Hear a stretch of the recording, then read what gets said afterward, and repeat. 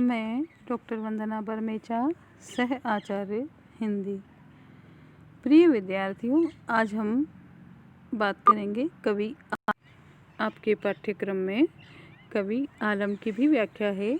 हम आलम की व्याख्या पढ़ेंगे, लेकिन व्याख्या को पढ़ने से पूर्व उचित रहेगा कि हम कवि आलम का थोड़ा सा परिचय जान लें। तो आलम के बारे में हम बात करते हैं। कवि रीतिकाल के ये अपने जीवन में एक महान प्रणयी पुरुष थे। उन्होंने प्रेम की केवल कल्पना नहीं की थी, अपितु उसे जिया भी था। उन्होंने शेख नाम की एक अंग्रेजन के साथ प्रेम किया था और उसके लिए उन्होंने धर्म परिवर्तन तक कर लिया था।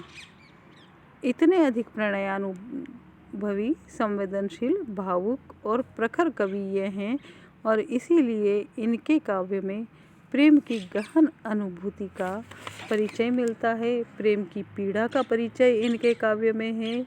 विरह की व्यथा का परिचय है। प्रेम की एक निष्ठा का चित्रण है और सुख की अनुभूतियों का चित्रण भी इनके काव्य में हमें दिखाई देता है। रीतिकालीन स्वच्छंद काव्यधारा के कवियों में अगर हम इनका स्थान निर्धारित करना चाहें तो स्थिति यह है कि रीतिकालीन स्वच्छंद काव्यधारा में घनानंद के अनंतर कवि आलम की गणना की जा सकती है। ये प्रेम की पीर के गायक और हार्दिक भावानुभूतियों के प्रखर कवि दिखाई देते हैं। भाव पक्ष की दृष्टि से अनुभूतियाँ तो दिखाई देती ही हैं, कला पक्ष की दृष्टि से भी सहजता और सरलता इनकी पहचान है। और हम पद भी पढ़ेंगे तो हम देखेंगे कि ये जितने कथन मैंने कहे कवि आलम के बारे में, ये इनके काव्य पर स्वतः सिद्ध होते हैं।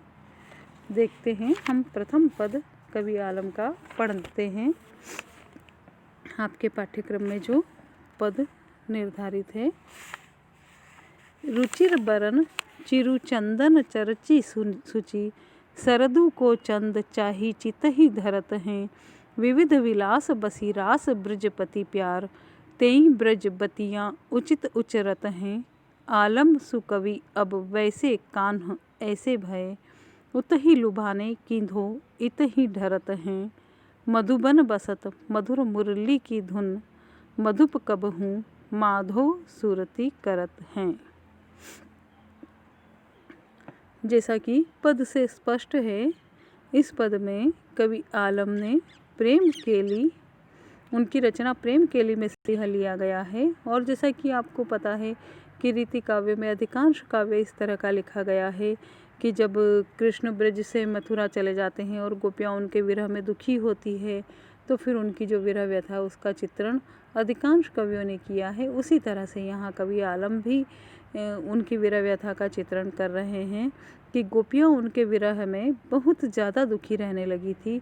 और जैसा कि ख्यात कथा है कि उसके बाद उन्होंने गोपियों ने कृष्ण को संदेश भेजे। श्री कृष्ण ने उनकी विरह व्यथा को शांत करने के लिए गोपियों को निर्गुण ब्रह्म का उपदेश देने के लिए अपने मित्र उद्धव को भेजा। वो ब्रज में आए, उन्होंने उपदेश दिया, गोपियों से बातें की और फिर वो उस समय कृष्ण विषयक चर्चा करके क्या कहती है, उसी का चित्रण इन पंक्तियों में है। देखते हैं हम व्याख्या।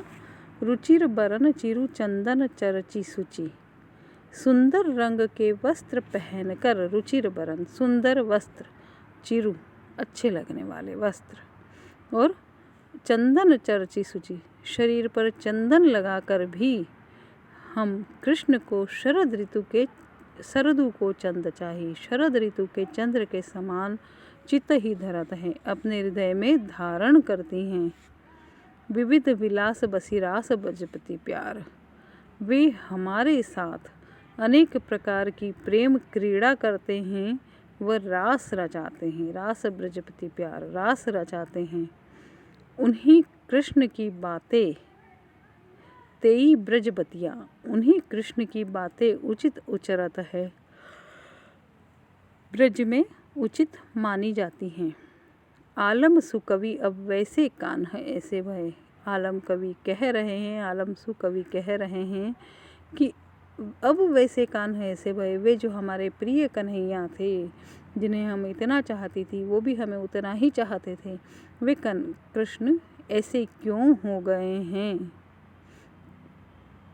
वे उधर मथुरा में ही लुभा गए हैं, उत ही लुभाने, वे उधर ही लुभा गए हैं, मतलब उनका वहीं पर किसी पर मन आ गया है। कींदो माने या फिर इत ही ढरत है, या फिर उनका मन कभी कभी इधर भी ढलकता है, कभी कभी वो हमें भी याद करते हैं क्या?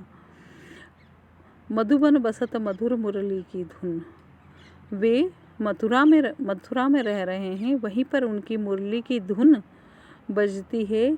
तो हे उद्धव, हे मधुप, तुम हमें बताओ कि क्या वे कभी हमारा स्मरण भी करते हैं?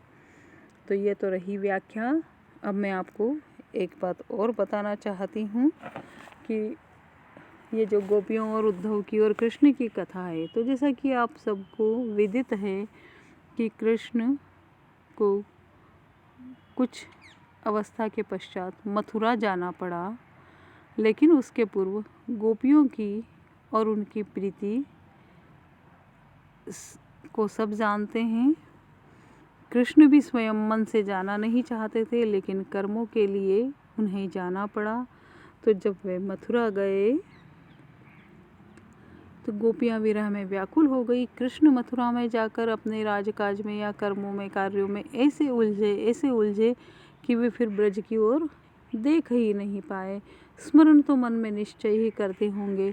इधर गोपियां श्री कृष्ण के विरह में व्याकुल होकर उन्हें संदेश पर संदेश भेज रही है। तो ऐसे में श्री कृष्ण के पास दो उद्देश्य थे। एक तो वे चाहते थे कि मैं कुछ ऐसा करूं कि गोपियों की विरह व्यथा कम हो जाए। तो उन्होंने सोचा कि संभवतः हमें गोपियों को उद्धव ज्ञान का उपदेश देंगे और उनकी विरह व्यथा कम हो जाएगी, तो ये बहुत अच्छी बात होगी। दूसरी बात, वे यह भी चाहते थे उनका जो मित्र उन्हें निर्गुण ब्रह्म की बातें किया करता था, ज्ञान की बातें किया करता था, उसके उपदेश दिया करता था, और अपने ज्ञान का उसे बड़ा घमंड था। तो उस घमंड को चूर चूर करने के लिए भी वे उद्धव को गोपियों के पास भेजना चाहते थे। तो उन्होंने उद्धव को भेजा। अब उद्धव आकर गोपियों को कहने लगे कि कृष्ण को अलग हटाओ, तुम निर्गुण ब्रह्म को चाहो। तो गोपियों को बड़ी बुरी लगी उद्धव की ये बातें, लेकिन वे क्या करें, उनके प्रिय कृष्ण और उनके मित्र उद्धव, तो वे उद्धव का अपमान तो कर नहीं सकती।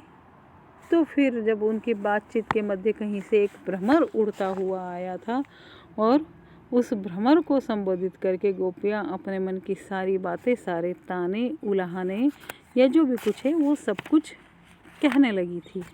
तो ये मधुप का संबोधन गोपियों ने उद्धव को इस चलते दिया क्योंकि वे कोई बात अपने प्रिय कृष्ण के प्रिय उद्धव को नहीं कहना चाहती थी। तो ये जो बात है स्पष्ट है। अब हम एक बार और इसकी व्याख्या को सुन लेते हैं ताकि आपको स्मरण रह जाए। तो गोपियाँ उद्धव से बातचीत करते हुए उद्धव की किसी बात का जवाब देते हुए कह रही है कि सुंदर रंग के वस्त्र पहनकर और शरीर पर चंदन लगाकर हम भी कृष्ण को शरद ऋतु के चंद्रमा के समान चाहती हुई हृदय में धारण करती हैं। मतलब हम भी कृष्ण को आकर्षित करना चाहते हैं, हम भी उनसे प्रेम करते हैं। और कृष्ण ने हमारे साथ बहुत सारी क्रीड़ाएं की है, रास रचाए हैं। उन कृष्ण की बातों को यहाँ सब ब्रज में मानते हैं, वे सर्वोत्तम उत्तम सब कुछ माने जाते हैं। तो हम उन्हें अब कैसे छोड़ दें? हम उनके साथ बिताई गई सुखद क्षणों को, बिताए गए सुखद पलों को हम कैसे भूल जाएं? हम तो यह जानना चाहते हैं कि कृष्ण यहाँ क्यों नहीं आ रहे हैं। क्या वहीं उनका मन लग गया है, बार बार वे वहीं रहना चाहते हैं, वहीं उनका जी ढलकता है, या फिर कभी कभी उन्हें हमारी याद भी आती है? क्या उनकी मुरली की धुन अब क्या मथुरा में ही गूंजेगी, हमारे यहाँ नहीं आएगी? क्या वे कृष्ण हमें याद भी करते हैं या नहीं? तो इस तरह गोपियों की अपने प्रिय कृष्ण के विषय में अधिकाधिक जानने की जो चाह है वह यहाँ व्यक्त हो रही है। ऐसे ही सुंदर वार्तालाप नंददास और सूरदास के काव्यों में भी मिलते हैं, और जहाँ प्रेम वाली गोपियाँ ज्ञान वाले उद्धव को पराजित कर देती है, निर्गुण ब्रह्म वाले उद्धव सगुण ब्रह्म वाली गोपियों के समक्ष पराजित हो जाते हैं। इस पद में, जैसा कि रीतिकाल में आमतौर पर होता ही है, अनुप्रास, यमक और काव्यलिंग अलंकारों का प्रयोग हुआ है। ठीक है, अगली व्याख्या में हम फिर मिलते हैं।